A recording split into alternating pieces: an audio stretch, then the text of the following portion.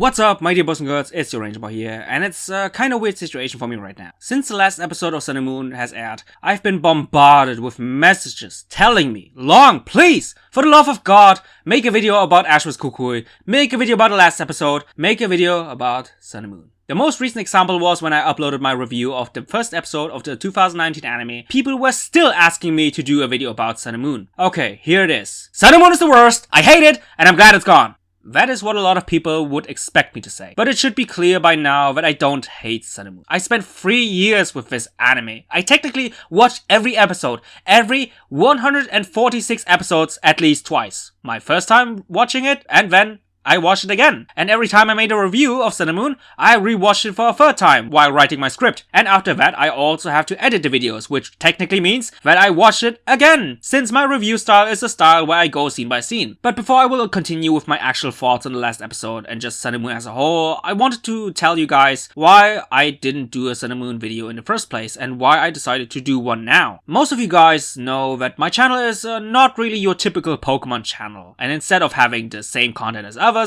mine is, let's say really unique. I mean, for God's sake, I'm the guy who made more AMVs and cracks popular. By the way, if the 2019 anime keeps being so enjoyable, who am I kidding? The cracks will come back. I love this anime so much.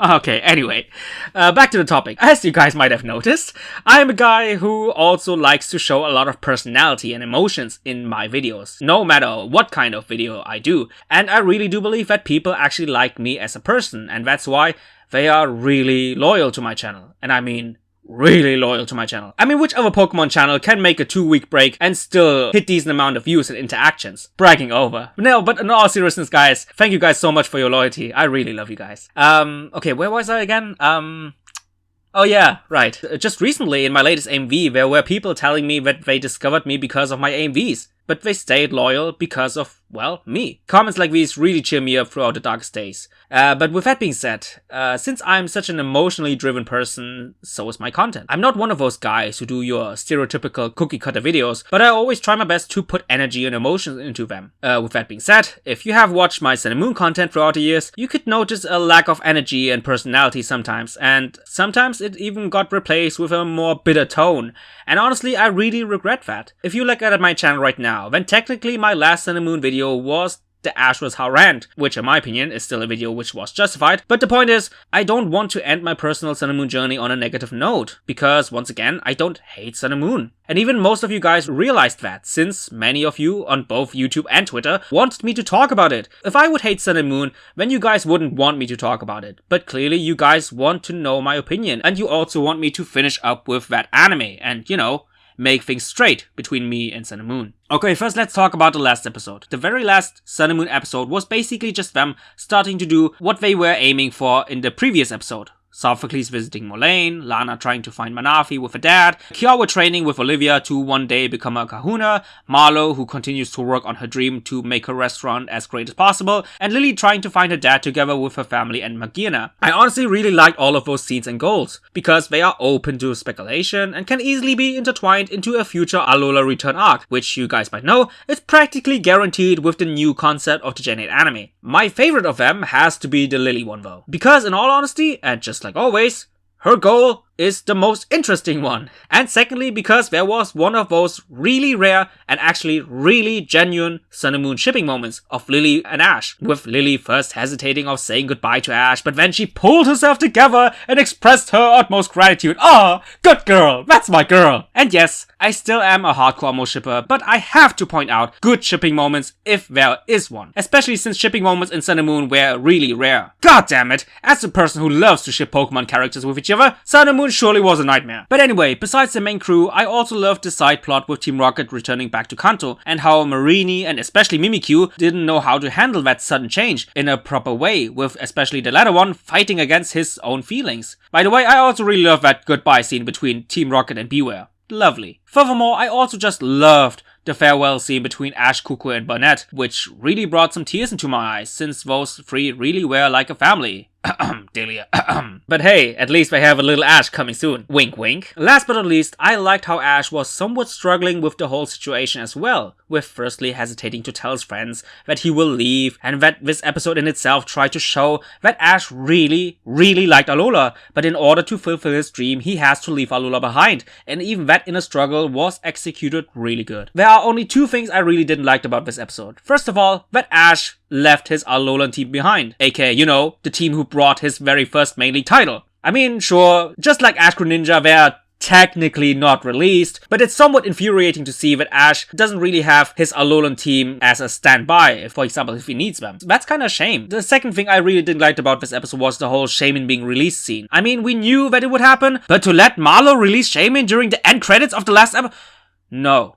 No, Long, no. You promise that you will never get angry at Cinnamon again. So, I honestly just didn't like that. Some people might regard this as a nice touch, but on the other hand, you have to look at another point of view. We actually have spent some time with Shaman, and nearly every Pokemon that got released in the anime had some decent goodbye scene, where you can tell that the guys who wrote the story and created the storyboard for that Pokemon, you know, they actually cared about it. But by putting this departure at the piss end of the episode in such a short amount of time, which, if you want to know, it's 1 minute and 10 seconds.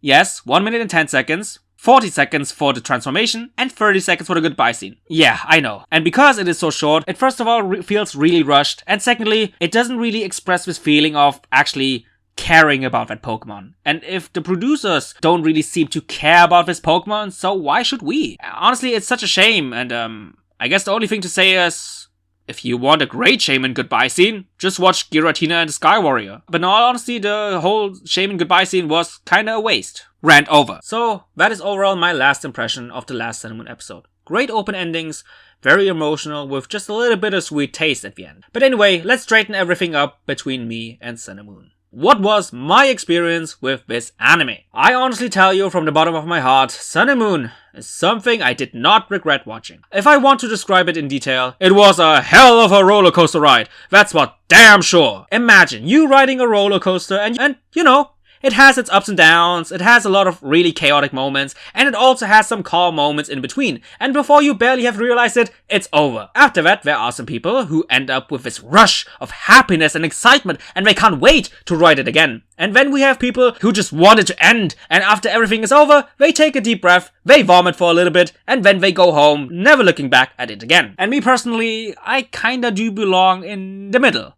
On the one hand, yes, it did provide me with a lot of moments of happiness and joy, but not so much that I see it as perfect and experience it as this ride of pure joy, and I'm like blinded by it. But on the other hand, yes, it did make me vomit as well, but not so much that I would never revisit it again, and that I would blindlessly hate it for no reason. But I have to say that even after describing my relationship with Sun and Moon, I still tend to see it as a positive. Because in all honesty, I have never felt like this before. Happiness, yet anger. Joy, but also desperation. Sadness, but also rage. Confused, yet surprised. All this in just one season. No other season has done that to me before. And even though many Sun and Moon hardcore fans see me as this personification of hate, I am not. I will still fondly look back at this. I will still remember and cherish every moment and feelings that this anime has provided to me. And I will cherish each and every character, just like I cherish each and every other past companion of Ash in this anime, no matter how goofy they were. So, there's just one thing to do. Dear Alola, dear Lily, dear Marlo, dear Lana, dear Kiawe, dear Sophocles, dear every other character of Sun and Moon, and dear Sun and Moon anime overall. From the bottom of my heart, thank you for everything. Thank you. Thank you for everything. It was a pleasure and an honor to meet you and to experience you. And just like every other season, I hope that we will see each other again. I really do. But until then, sayonara. Goodbye. And I will miss you.